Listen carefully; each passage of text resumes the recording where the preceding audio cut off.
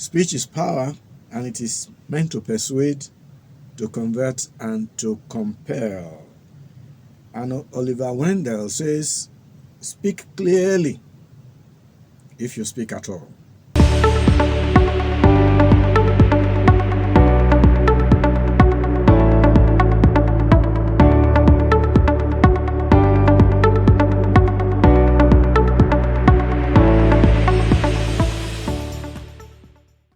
So you're welcome to Qalam Radio class, and our discussion is communication, oral communication or public speech making. Okay, well, maybe we should say speech making. Do we say public? Speech making. Speech. Even when you are practicing a presentation, a proposed presentation, is speech making. I'd like to remind us of Ralph Waldo Emerson's counsel that speech is power, and it is meant to persuade, to convert, and to coerce, to compel, to urge action. There was something I said I would do that time, which I forgot. Maybe subsequently, I wanted to bring a copy of Shakespeare's Julius Caesar. And I could read a speech that had profound, instantaneous impact on the listeners. You just see a few things that the individual chose to play with. And so speech is power. Maybe if I remember... I remember on Monday,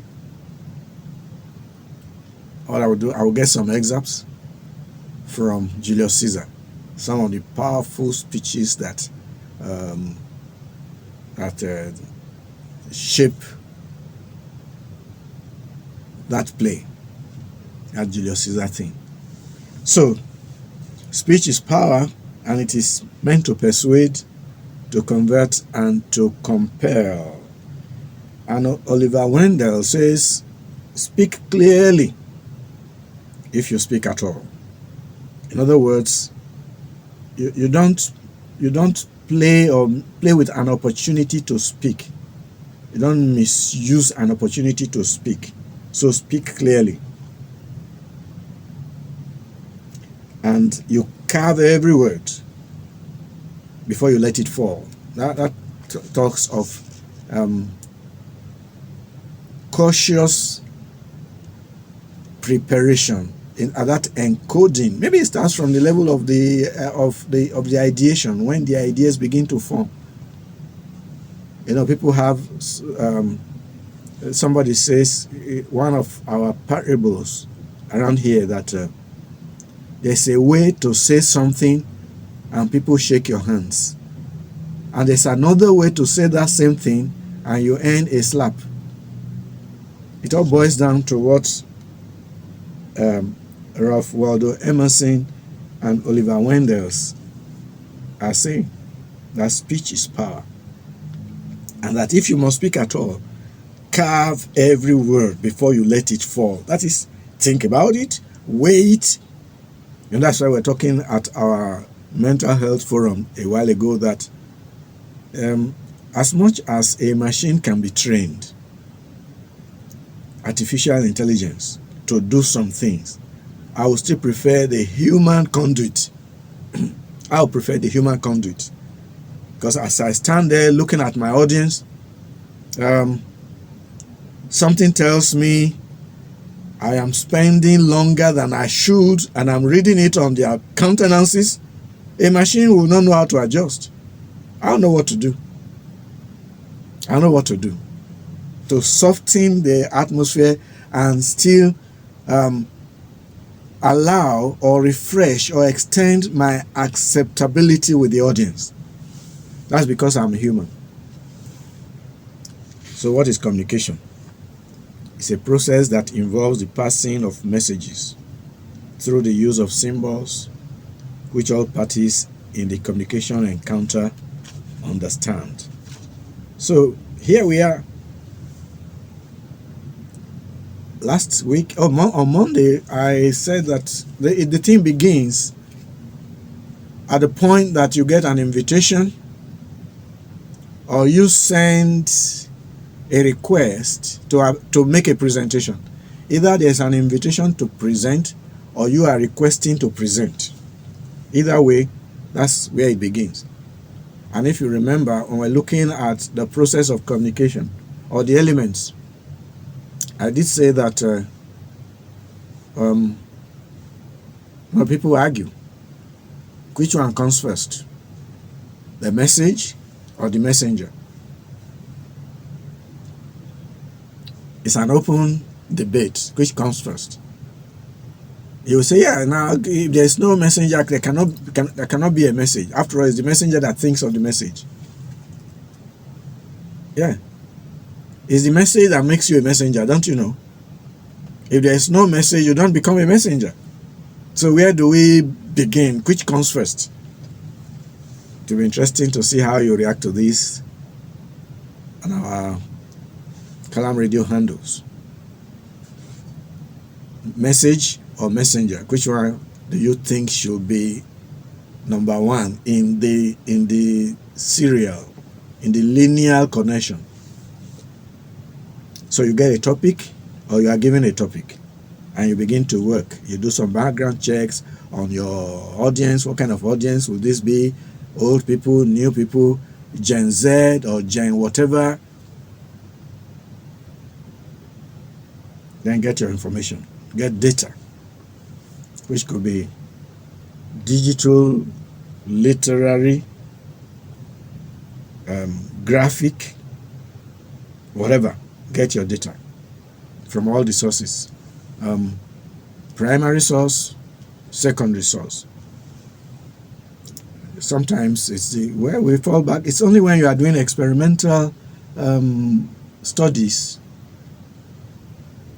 that you have access to primary information. Or well, maybe you can, when you do empirical reviews of works, then you can tap into the limitless information base that has grown over millennia. Evidence that people have been probing and asking questions and querying things and getting answers. They have initiated processes. You know, a primary source is that in which you are involved. People are involved. And secondary, usually the secondary database or the database of secondary information is expansive. Books, magazines, journals, newspapers, music, recorded works, audio, visual, statistical, digital, algorithmic, all of them. So you can always get information. Now, we say you haven't packaged your work. You now think, what delivery? You know, usually when people invite you for a presentation, they don't tell you, they don't prescribe, they hardly prescribe the delivery mode to speakers. I've been fortunate. I've stood before audiences, both at the local and international levels. Nobody tells you this is how you should do it, except of course maybe I'm going for I'm attending a conference, academics research. I can do. There is the one they call poster. There's poster presentation. In which case, I'm not going to be standing at the microphone overlooking a spacious venue, and people are sitting down looking at me. There's a high table. No. In poster presentation, it's a completely different thing. You are going to mount yours, have a stand assigned to you, and you do your display there. And you use posters. That's why they say it's poster. Poster. Poster. That's the one I know. Sometimes they tell you the only vacancies or opportunities available are for poster presentation. That is clear. That's clear. You are not likely to be able to use PowerPoint there because it's paperwork. Poster. It's still some PowerPoint, but you are using poster as the slides, as your slides. You are going to have slides, poster slides. So, what am I saying? At the end of the day, the onus, the responsibility is yours to choose a delivery mode that suits you, suits your skills level. You know, you should understand yourself. We don't respond in the same way to focal attention. We don't respond in the same way. I admire people who stand before audiences, 1,000, 2,000, and they smile. The smile is natural. Some of us are under tension. We can't hold a smile. We begin to smile, the thing becomes stiff because of self-consciousness. Oh, something just say, here am I, standing, look at how many thousands of pairs of eyes looking at me. Oh, I'm finished today. If I make mistake today, I'm finished. When I will begin to sweat. We all sweat anyway. So what I'm saying is that having prepared your work and you know the kind of person you are, carefully consider a delivery or presentation mode or procedure that suits you. Don't imitate people. If you know what kind of person you are, then you know how to handle yourself. I know people when they travel, I've begun to learn like that too. I hate, okay, should I say I hate? I don't hate. But I don't fancy situations when you do a journey, then they get halfway, everybody goes down to wee. I sit down in the car, or I just take a walk. So what do I do in the morning if I know I'm going to travel to Abuja or Port Harcourt? I don't drink any liquid. I will not drink any liquid. And when you sit down there, the whole thing filters down to your waist because you are sitting down. That's where the bladder is. Before you know, you want to wee. And if it's public transport, when you say driver, I want wee, you hear people grumble. Look, I have an appointment. I'm supposed to see somebody at Zuba Junction at 11. It doesn't ride well. So if you know the kind of person you are, how do you behave when focal attention is on you? How do you behave? Some people panic. Some become jittery. Some become nervous. Maybe you will say, aren't we all nervous? Yes, we are all nervous. But some people are able to manage their nervousness, and some are not able. All right. So I will discuss some delivery modes with us, and then at the end, it's your decision. Here we go. I begin with impromptu. But let me say, impromptu mode of delivery is not a delivery that anybody at any time ever chooses. No one chooses impromptu. That's why they call it impromptu. And what does that presuppose? It presupposes that I do not have prior notice, prior awareness, prior knowledge that I will do what I'm about to be called to do. That's what it is. I was at a graduation, secondary school, KG, primary, secondary school graduation of a school. I brought my little baby there, and I ended up as the chairman. And he says, sorry, we forgot to arrange a chairman. I said, don't worry, I have no problem with that. He said, oh, sir, you have to make a speech, an opening speech. I said, don't worry, I know how to do all those things. That one is impromptu. So when there is no prior notice to a speaker, and eventually he has to address a group, what choice does he have? So the delivery mode is impromptu. But I put it to you that impromptu is not a delivery mode per se. It's not a delivery mode. However, it comes in handy. I've been to places that I will not say I was constrained, that I had to do what I didn't prepare to do. Those are some of the things that come. I'm not a celebrity. Thank God I'm not. But there are a few places I go to, and I can be anonymous. Honestly, I like to be anonymous, but people won't let you be. You hide at the back, they hurry you to the front. You go to the side, you go and stand outside, they will call your name inside and ask you to come in. Some of those things. So I've been to places where what I did not plan or I didn't know I would do, I'll be called upon. I say, with all apologies, please. So one thing about impromptu is this. If it comes to you, maybe you come to a function and they just bounce on you and say, please, you be chairman. We don't have chairman, especially at weddings and things. Oh, the chairman, we called him, he's still at Tekpom. I say, hold up.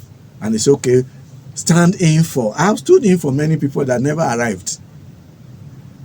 As soon as they tell you, please get a piece of paper and biro and quickly begin to scribble something down. It will help you. But there are some of us, by reason of exposure, I don't need to scribble anything. I will know what to say. But that's because I know me. If you know who you are, get a piece of biro. It doesn't reduce you in any way. You get a jotter and quickly look around, because this protocol is very important. Good afternoon, Mr. This, that, do, down. And then whatever it is the occasion is about, note one or two things that you will talk about. So that's good. So impromptu can serve as a bailout from a potentially embarrassing situation if the individual is familiar with the objective, with the philosophy of the forum. Impromptu can work. If I'm familiar, maybe you invite me now, I come to what they call all these people that have four, oh God. It's not Lions Club, Rotariact, or whatever, one group or the other. If I get there and somebody, maybe because of a gap in their planning, they didn't make provision for chairman, and I get up, they call me, I'll quickly carry my phone and check.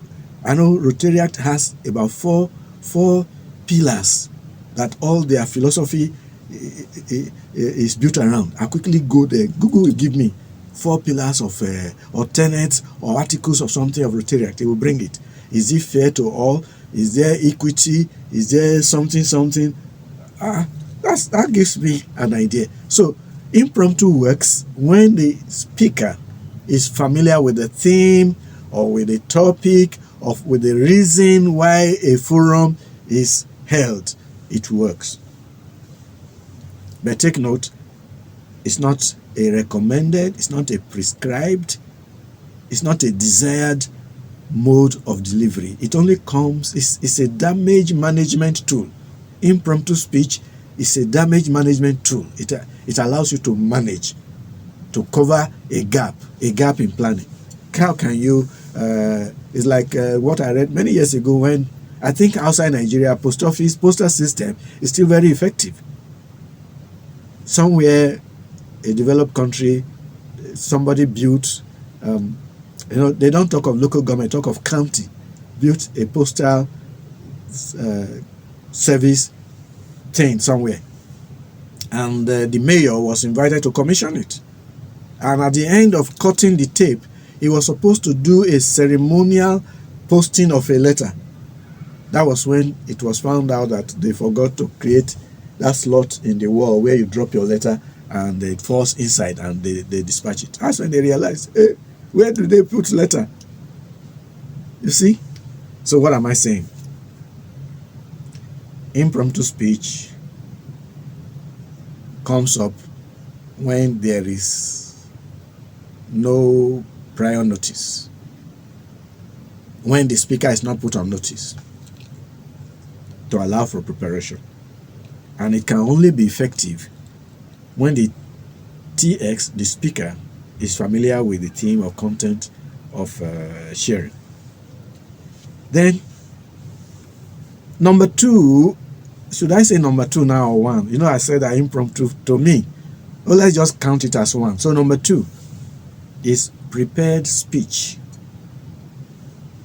Have you listened to speakers who read from the beginning a paper present or an address, a welcome address presented by Comrade, I put my name, Comrade Eshiotse, on the occasion of this visit of His Excellency, what do they call it? Is it Akumuza or Takumuza, whatever? That's the AKA of our governor. Everything from the title to long live Nigeria, long live Edo State, long live our honorable action governor. From the beginning to the end is prepared speech. That's a mode of delivery. It has advantages, just as it also has a flip side.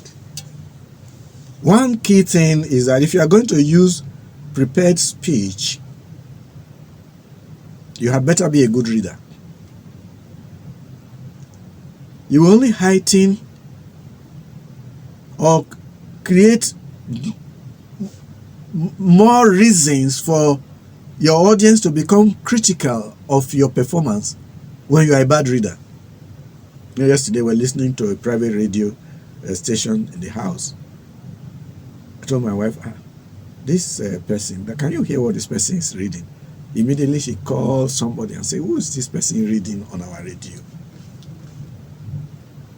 Why won't you look at your note and read well? I know that in newscasting and all that, you have opportunity to preview. And then you ask, how is this word pronounced? This name, how do they pronounce it? Why you come on air to practice pronunciation? And there are people who have no respect for commas and full stops. They will just read and have accident. If you are going to use prepared speech, well, that's why our governors and chairmen have PAs, SAs, and all of the things. Your PA or SA prepares the speech for you. What is so much? I hope your PA is not artificial intelligence. Even if that happens, please read it before you come on stage so that you get familiar with the nuances of your work. You see, you know, in grammar there is we talk of sentence types, and generally intonation is involved in distinguishing all these types. How does interrogative statement differ from declarative? What a wonderful performance they put up. That's the interrogatory. I mean, what do you call it? That's the statement I have just made. Exclamatory. Which is different from just ordinary declarative. Oh, the day is wonderful. It's a wonderful day. What a wonderful day. It's a wonderful day. And of course, the intonation of what a wonderful day, exclamation. Is it a wonderful day? Interrogation. Is intonation. When you read it, it's intonation that distinguishes them to the hearers. So if you are going to use prepared speech, please practice before you come up. Practice. Get familiar with the sentence structures. Mark and respect punctuation positions. What prepared speech does for people, I've asked people, they say it helps to remove tension because you can now hide behind what you are reading. Not as if it covers your face. Your face is slow. I remember those days of Abacha, General Abacha. In the early days of his presidency, or say president, head of stateship, and he made addresses. He addressed the nation severally. His head was perpetually on what he was reading. I think eventually they began to groom him. He will read a sentence, raise his head and look at you for some seconds, then come back to sentence 2. Because they told him that don't let it be seen that you are hiding behind what you are reading. So, but what people have told me is that prepared speech helps them to hide from the audience. But my question is, does it really help you to hide? Does it shield you? Yes, psychologically it does. Because as far as you are concerned now, it's between you and that sheet of paper in your hand. The audience does not exist.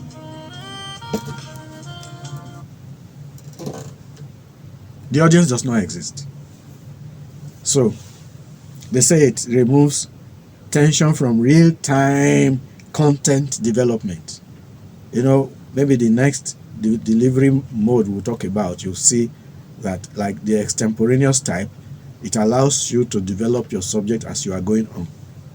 But this one, everything is written for you. Oh, well, you have written everything down. Do I need to tell you that it reduces speaker-audience interaction? It does. Because your paper is standing between you and them. Standing between you and your audience. I enjoy facial contact with audience. I do. And if I see somebody I recognize in the audience, sometimes from there, I'm able to greet. Not, oh, hello there. I catch your gaze. I could blink to just tell you, why I recognize you, madam, I see you there. And I do not break a stride in what I'm doing. Only you and I will know that we have communicated. So I enjoy face-to-face contact. Eye contact with my audience. And paper presentation, prepared speech can be boring. And once it becomes boring, your listeners have a tendency to begin to tune off. They do tune off. I don't like listening to readers unless you can make your reading interactive. You read up to a point and stop and make some comments and analysis and continue to read. That's good. But people, it's just like saying, here is the news, like a newscaster. An address presented by, and then I do my protocols, and then we are here this auspicious moment to celebrate and we go on and on and on. I'm just reading. It can be boring, especially for a poor reader who is not good at relating to audience. And once it gets boring, people tune off. It's just like you are watching a television station, a channel, or tune to a radio station. As soon as the material loses interest, you change. It's just like music. I'm playing my radio, car radio. If a station is playing something I don't like, I go to another station and do it. And then if it's music, maybe pre-recorded music, there are some pieces of music that fit some moods. So if the thing, your music will normally play the way it is stored. Next. So if it brings up a piece of music that does not fit the mood, I will touch a button that skips to the next track, and then I listen. If it fits my mood, I allow it to play. That's prepared speech. Prepared speech is good. It helps you to manage your time. If they say you have 45 minutes and you are a good interactive reader, probably in 30 minutes you'll be through with what you have done. It helps to manage time. It helps to keep you in track. When your speech is prepared, the tendency to go off handle is next to zero, unless you digress by yourself. But one thing, there's one friend, a brother. Each time if we featured him somewhere to give a speech, we now came, after 2-3 times, we now came to understand his style of presentation. If you have a 1-hour slot for his presentation, better go and get 2 other people on standby, because this guy in 25 minutes he will finish and will come down from there, and then you are left with 35 minutes that you didn't bargain for, budget for. So what we now used to do was to we'll put him, feature him, and get some other person. You also do your own, because that guy, and true to character, true to type, he will finish long before the schedule, and then we'll appreciate him and make it appear that 2 or more of them were actually scheduled for the same period. So some people are like that. If you go to a high-brow forum and they tell you to come and make a presentation, and you have to stop at the end of your prepared speech, what do you want the organizers to do with the remaining time? What should they do? You create problems for them. And prepared speech does not gel well with QA session, question and answer session. And each time they ask you a question, you go to your speech. You go and say, okay, wait, paragraph something. I see where they even project a speech while I'm reading from my hard copy. It's being projected. I'm even using a device. So okay, no, go to page 5. Okay, hold it. Go here. That's it. That's the answer to the question you just asked. It's good to prepare your speech, no doubt. It's a safeguard against memory failure or memory trauma, not trauma arising from any untoward thing, but maybe you have stressed your head and then the thing just decides not to click. You want this information, it doesn't come. Then you can say, please excuse me, I beg your pardon, let me just check, give me my file. Then you open it and find it. It's good to have prepared speech. But if that is what you can handle, that keeps you organized and composed before your audience, go ahead and use it. But make the timing fit into the slot, the duration assigned. If it's 40 minutes, I expect that you will have practiced well before time to know that this speech will be 30 minutes. Then 10 minutes can be for Q&A session. The next one is extemporaneous. You hear people say, I will do it extempore. Extemporaneous. In this case, is the midway between prepared speech and memorized speech. This one is midway. Oh, well, is there memorized? Some impromptuness is in extemporaneous. So what do I do in extemporaneous? I prepare my presentation and highlight some vital points or factors I will discuss. In other words, I can use an outline. You know what an outline looks like? A draft. Not quite a draft of a speech, but outlines. If I am going to analyze the factors that have hampered the integration in teaching and learning in Nigerian schools, maybe I've done all my research, and there are several key factors responsible. Then I have those 7 factors listed.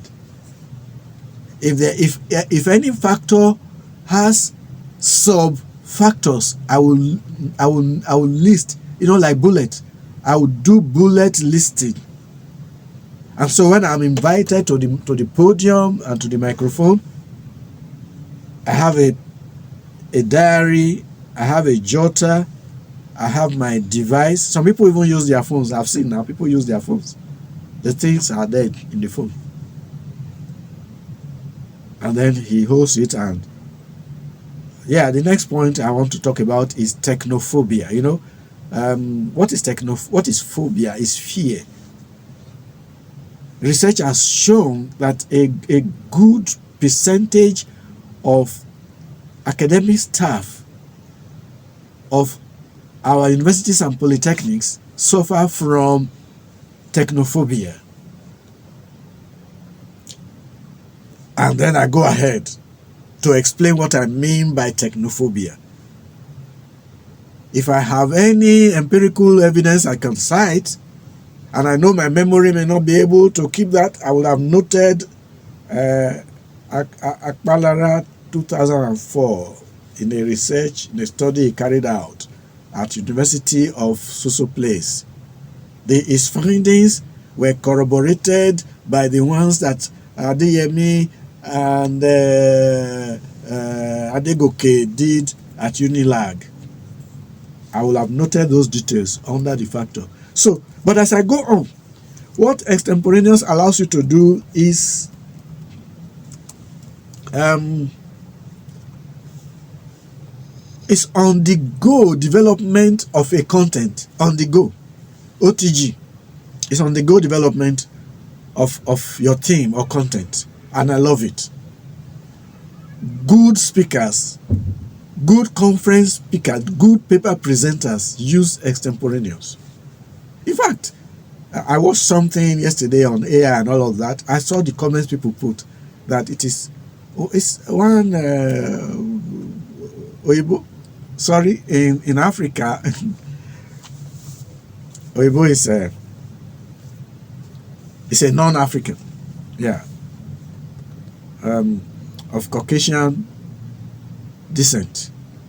It's not derogatory, but that's how we recognize them.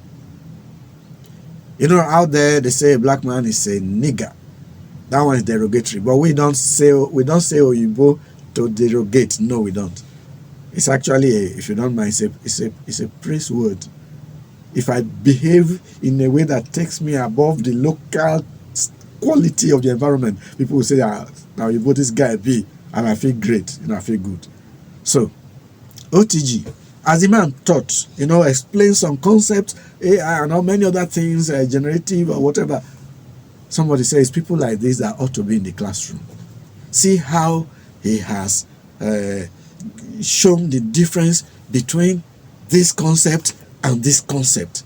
There are people like this that should be in the classroom. What's he doing here? Well, what they don't understand that YouTube is also classroom.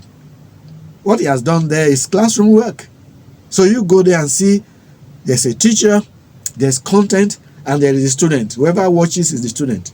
So extemporaneous allows you to do on the go composition, on the go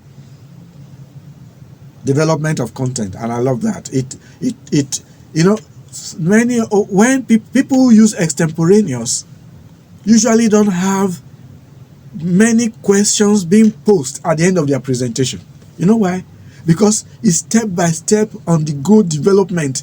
The audience flows along as he builds his theme from one point, from the beginning introduction, and I told you, when you come on stage, tell the people what you want to say it, tell them what you have said. That's exactly what On The Go is about. So, extemporaneous delivery style allows for speaker audience interactivity. In the class, a teacher does it very well. We normally tell our trainee teachers, when you teach, don't talk to the chalkboard or the marker board. Talk to your audience, to the class. When you make a point that does not ride well with a student, some of these things are just instinctive. You will see a frown on the face. Something just tells you that they say it's askance. You see an askance thing show on the face of a child, and you say, do you understand what I'm saying? You get the point I just made? So you can address when you make a point and you hear the audience do. In other words, people are contesting. No, I don't think that is correct. Just like the AI and mental health that featured in our mental health forum. I say that, as somebody has said, do not let AI make you a slave.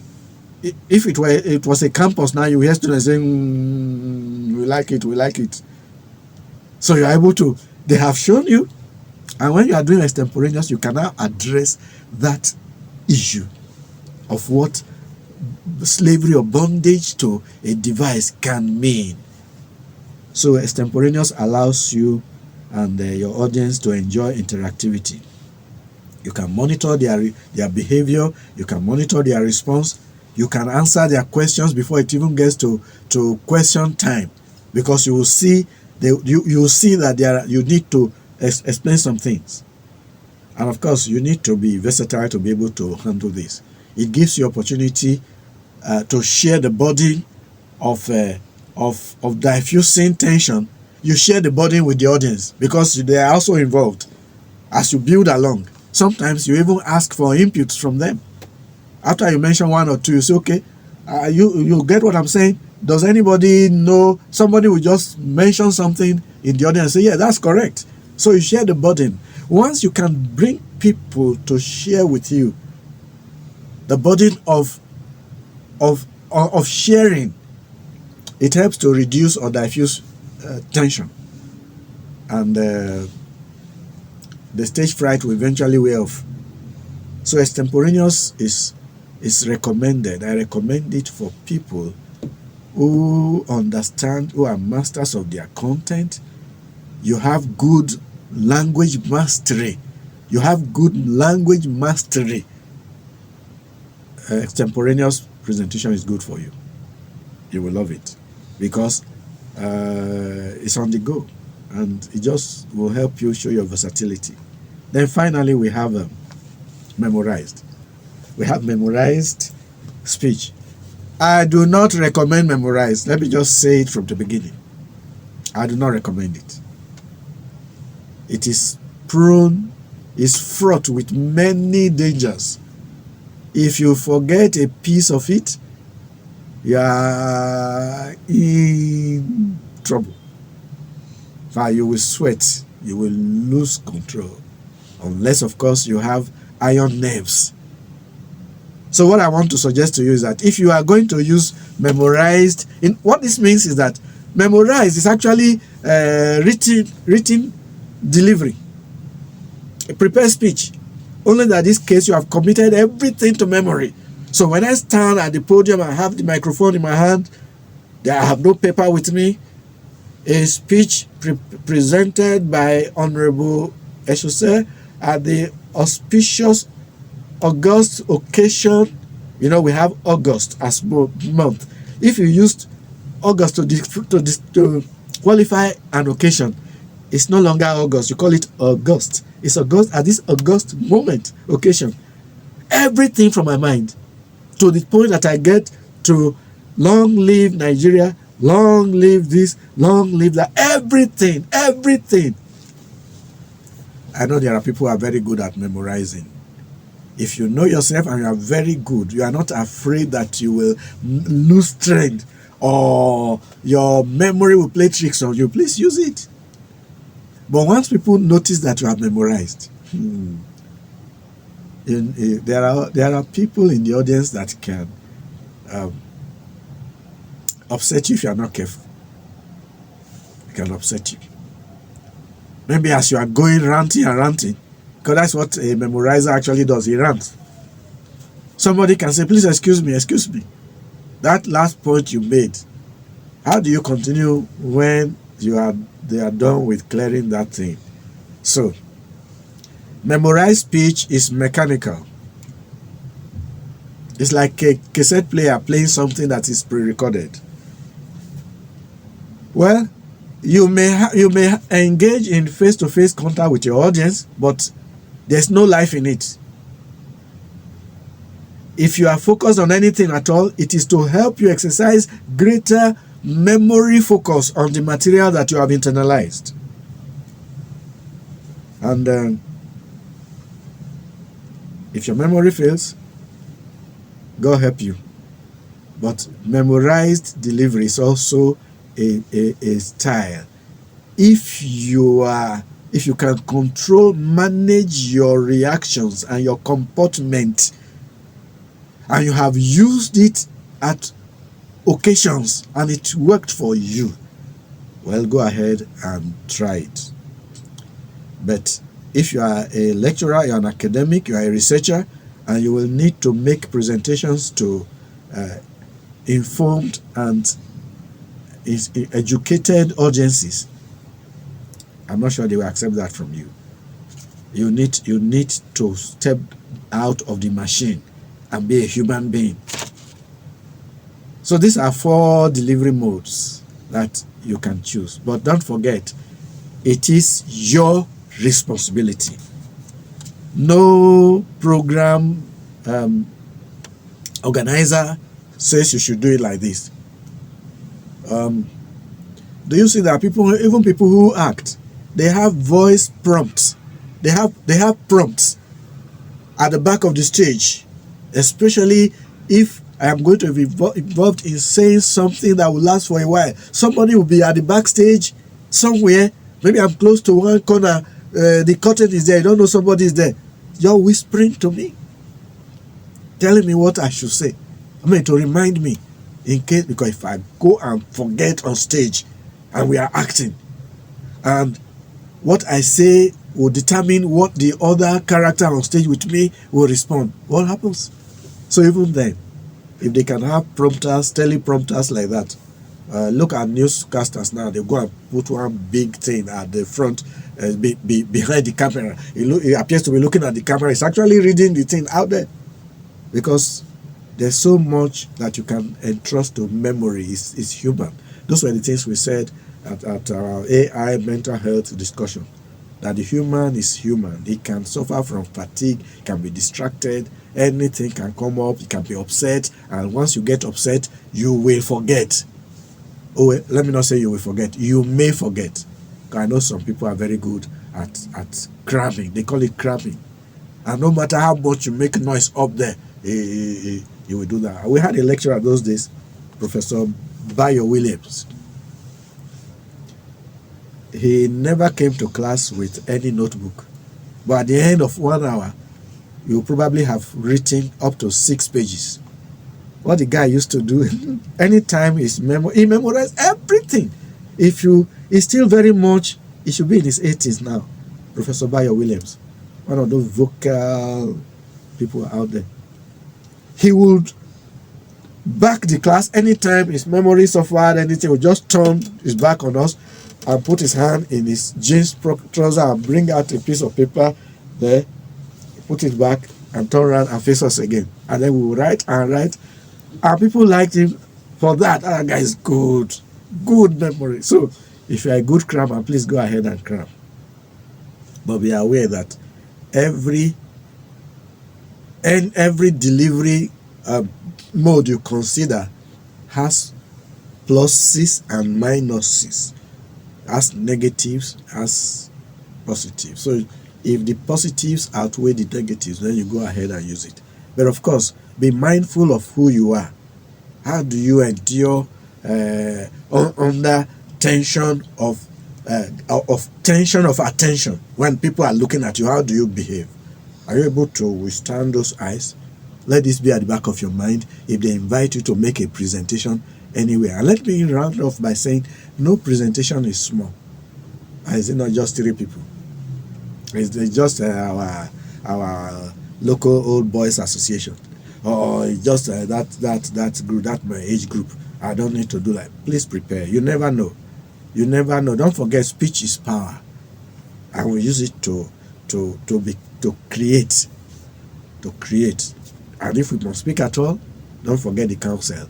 Carve each word before you let it fall. Who knows? You could do this, and at the next, by 2027, when we inaugurate a president, who knows? They may invite you to make a speech. So, practice makes us perfect in these things. Nobody is born with them. We only have potentials, and we develop them. So, that I think will bring an end to the technical aspect. By Monday next week, by the grace of God, if I don't forget, I'm going to collate some speeches, which I will draw from Julius Caesar and come and read to you, so you see how people have managed speeches over time. Enjoy the remaining days of the week, and see you on Monday.